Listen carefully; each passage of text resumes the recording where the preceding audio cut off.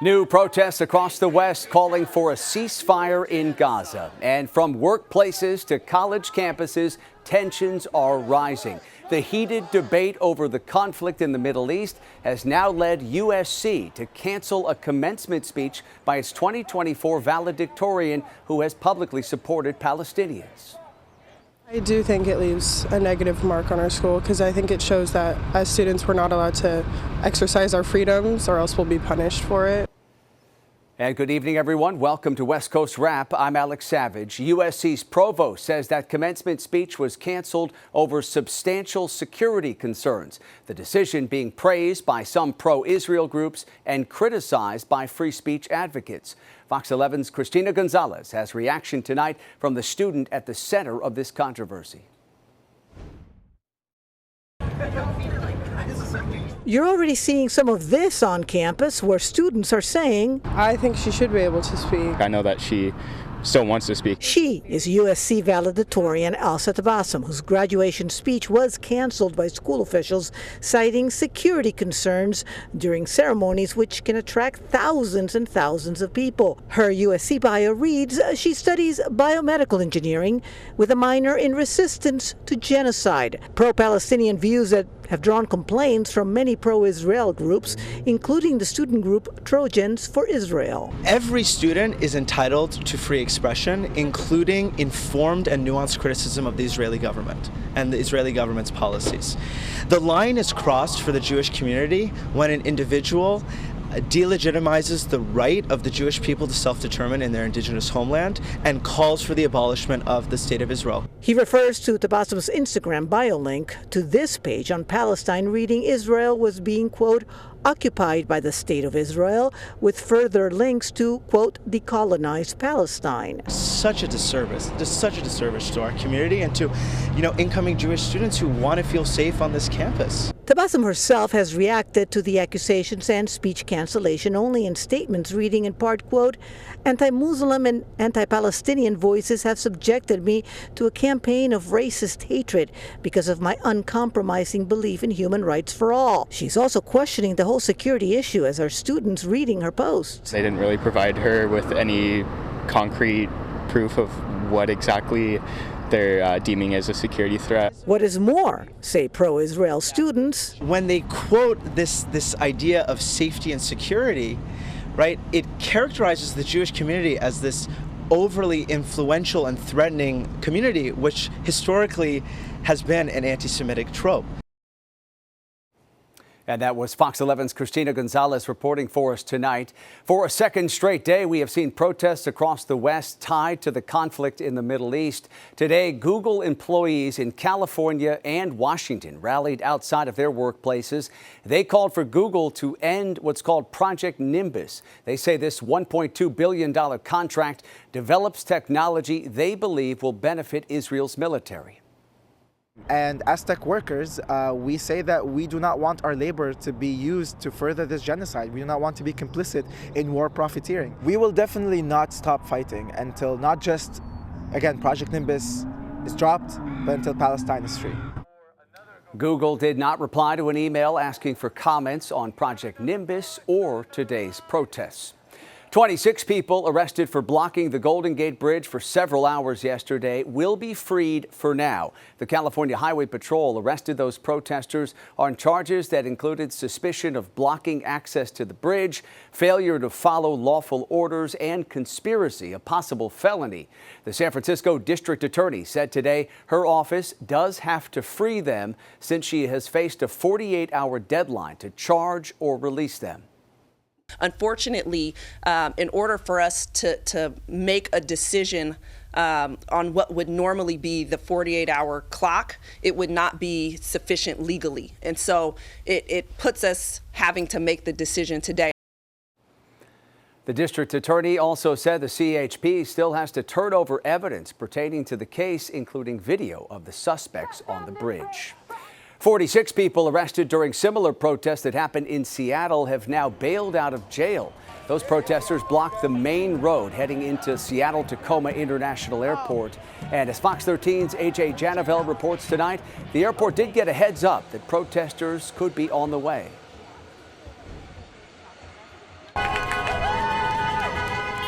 Protesters move fast, blocking the road outside Seattle-Tacoma International Airport in seconds. It took me about 2 hours to get here. The impacts of their effort lasting much longer. Stressful, yes. Did not expect the road to be completely shut off. Customers and even crews ditching their rides to make their takeoff time. Officials with the airport tell me in total, about 24 flights were delayed. We were aware and understood that the potential was going to be here for that day. Perry Cooper, spokesperson for the airport, says staff trained for an event like this. He tells me a similar incident hours earlier in Chicago, plus national warnings, tipped them off at the possibility of what was to come, but they had no idea this is what they would face. We're trying to clear those situations as safely as possible as we can to open it as fast as we can. Dozens of Port of Seattle police, State Patrol, and South King County Mutual Aid response worked as quickly as possible. Cooper tells me officers addressed this situation much faster than a similar shutdown that happened months ago on I-5 in Seattle. He tells me there are no reports of injuries. While many were disrupted, displeased, and annoyed by the protest, some say things can be much worse. Traffic is not the problem. The problem is we have problems in another country that we need to focus on. 46 people arrested, all facing misdemeanor charges right now, and officials with the airport tell me all of them have been released on bail. Now, I've reached out to the city of SeaTac, where I'm told those charges have been set, to get information on what comes next. The minute that we get details, we'll keep you up to date. Reporting outside Seattle-Tacoma International Airport, I'm AJ Janovel, Fox 13 News. Tonight, there is mounting international pressure on Israel to avoid escalation in the Middle East. Israel's war cabinet has now met 3 times in 3 days. The cabinet is discussing how to respond to Iran's missile attack over this past weekend. Observers say a major strike by Israel on Iranian soil would risk sparking a full-scale regional war. Iranian officials have already vowed to respond to any retaliation by Israel. A leaked memo appears to lay out how Republican lawmakers in Arizona may respond to that court ruling that revived a near-total abortion ban in the state. Fox 10's Lauren Clark reports one strategy suggests taking that issue to voters. Well, it appears that document in PowerPoint form was only intended to go to the Arizona Republicans in the House, but presumably accidentally sent to others by mistake. Now, this coming at a time where abortion is heating up as an issue across the state of Arizona. Just days ago, the Arizona Supreme Court revived a near total ban law from 1864, making lawmakers on both sides of the aisle respond to this. The Republican legislative strategy is outlined in a 24-page PowerPoint. The document shows Republicans are weighing options in responding to the recent Supreme Court decision. One strategy, called Phase 1, promotes a voter initiative with a suggested title as the Arizona Abortion Protection Act. It would protect the legislature's power to regulate abortion. It appears as if the anti-abortion extremists in our legislature are uninterested about protecting the interests of pregnant patients and more interested in consolidating power, right? And their ability to make decisions about other people's health care rather than leaving it to the voters of the state. Chris Love is a spokesperson with Arizona for Abortion Access, a coalition that's working to get abortion access enshrined in the Arizona state constitution. The Republican PowerPoints mention that the AAA initiative is more likely to fail under their plan if the vote is split and dilutes the vote. Love says AAA is focused on what comes next at the Capitol, including efforts to pass a bill that would repeal the 1864 abortion ban.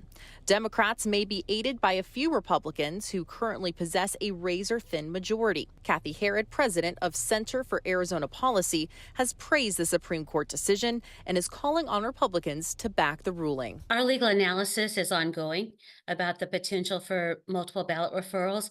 I've made no decision or reached a conclusion yet. And the legislature is expected to meet tomorrow. It's unclear if any of the discussions presented in that PowerPoint will be proposed.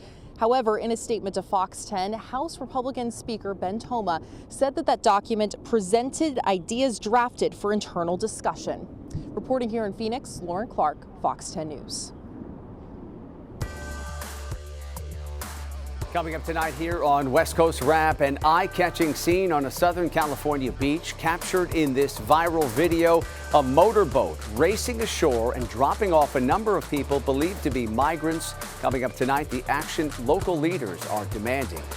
And weeks of intense training pays off for a pair of police dogs. We'll break down the special skills they have to sniff out threats across the West. And in weather, here's our live camera this evening out toward Phoenix. Lots of sunshine, clear skies, a current temperature of 84 degrees, and we're still talking about some 90s for this portion of the West Coast and other warming areas as well. We'll have the update coming up after the break.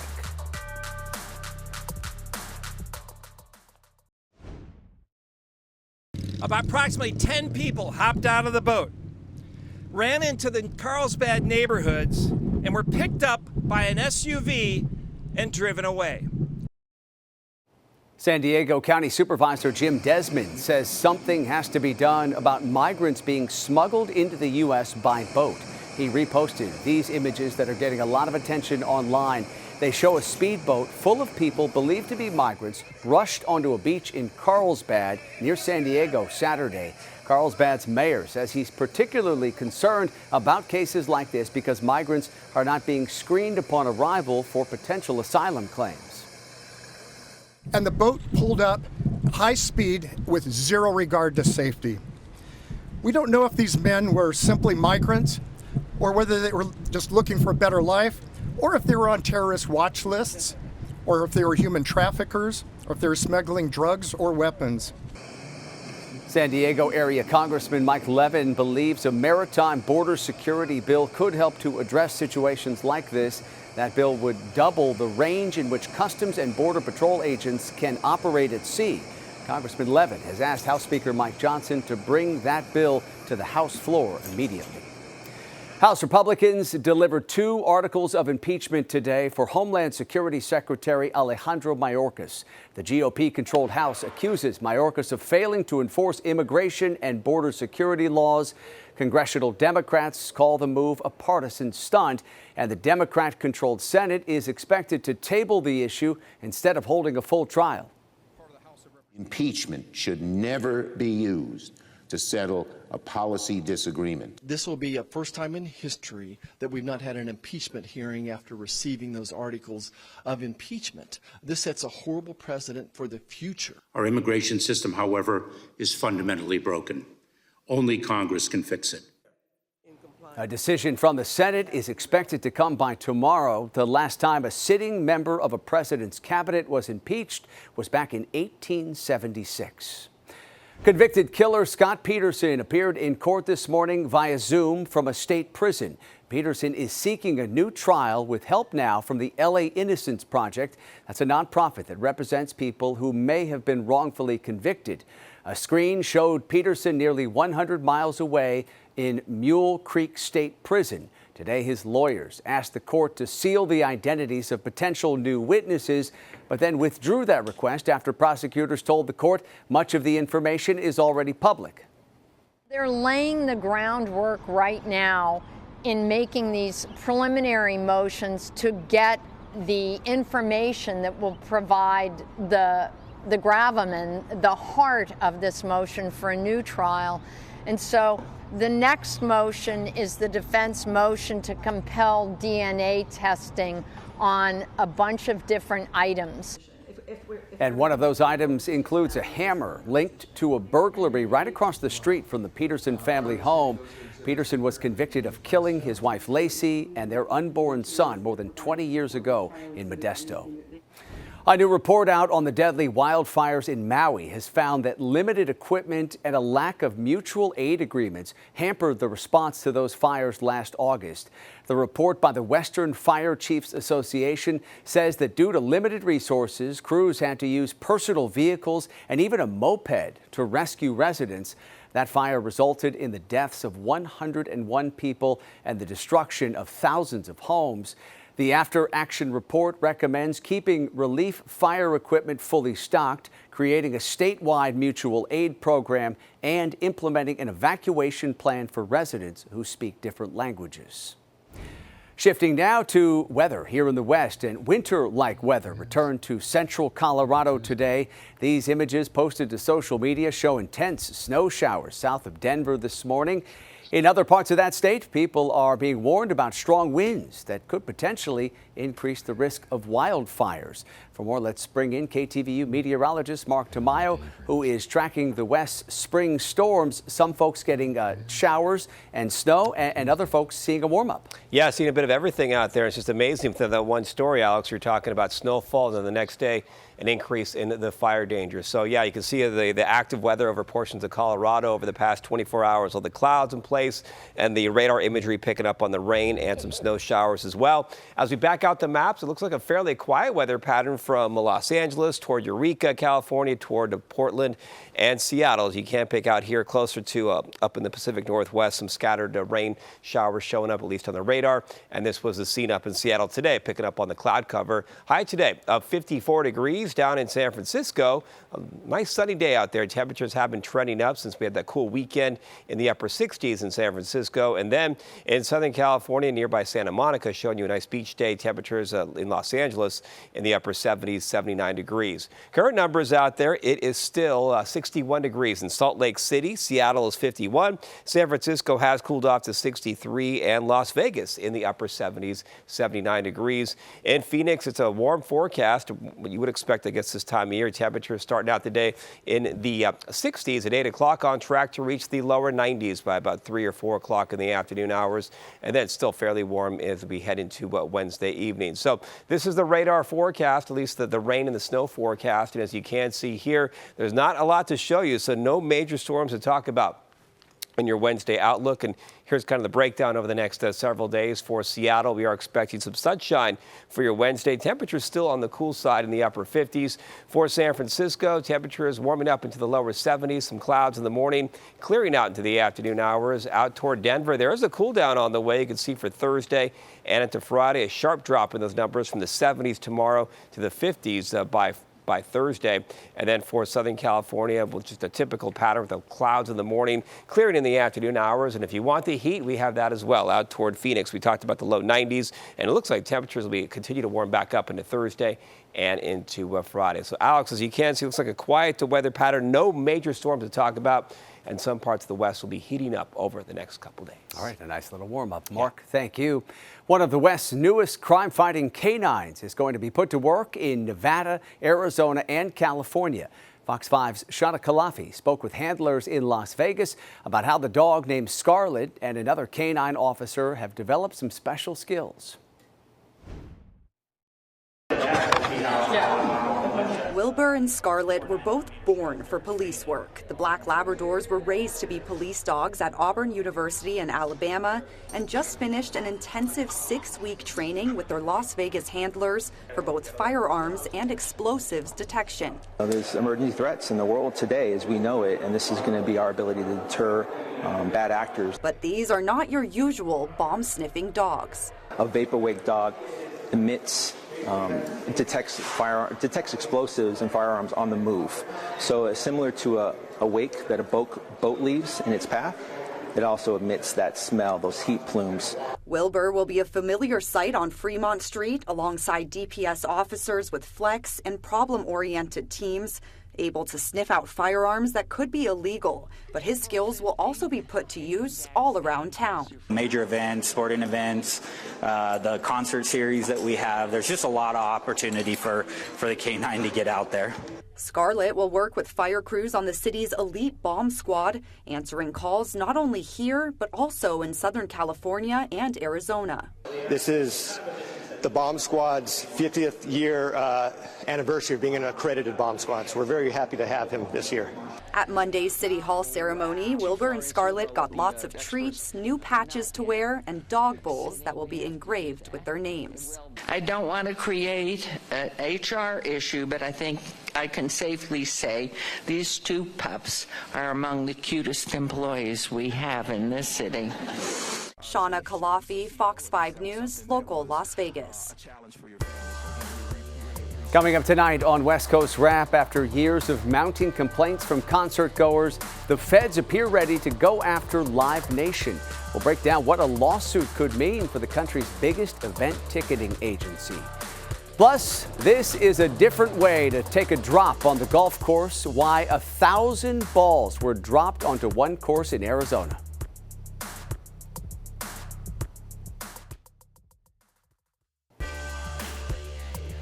A San Francisco-based law firm has filed a lawsuit to attempt to block the merger of Hawaiian Airlines and Alaska Airlines.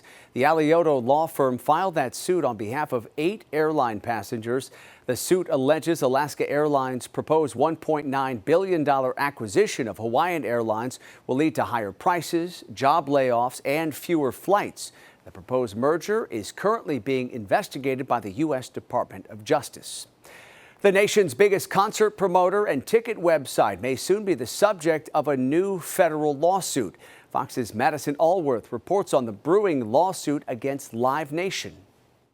Bad blood between Live Nation and the Justice Department may be hitting a boiling point. According to the Wall Street Journal, federal investigators are getting ready to slap the company with an antitrust lawsuit. While details of the suit aren't public yet, it may accuse the nation's biggest concert promoter and ticketing website, Ticketmaster, of having leveraged its dominance in ways that undermine competition. The government has to show that Ticketmaster has what's called market power in the relevant product market.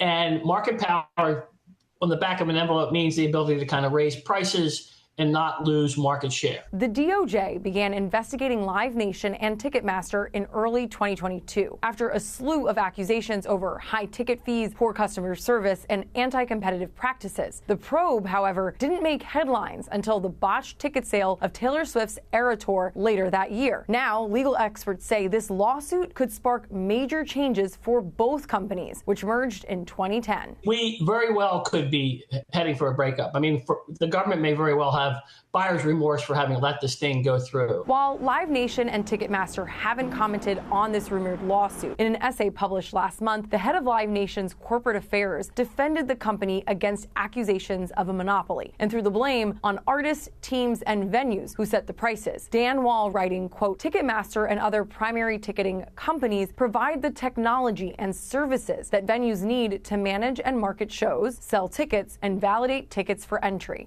According to the Wall Street Journal, the DOJ's lawsuit could be filed as soon as next month. In New York, I'm Madison Allworth, KTVU Fox 2 News.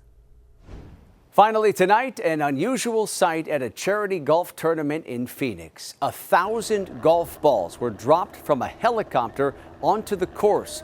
People who bought those balls won a prize if their ball went into the hole. Some of the prizes included tickets to a concert or a Phoenix Suns game. This event was part of the For the House golf tournament benefiting Ronald McDonald Charities, and it does look like some folks probably got a hole-in-one there, and all for a good cause. We appreciate you watching West Coast Wrap tonight. A reminder before we go, you can stay up to date on all the stories we're covering at westcoastwrap.com, and you can stream our shows with the Fox Local app. Have a great night.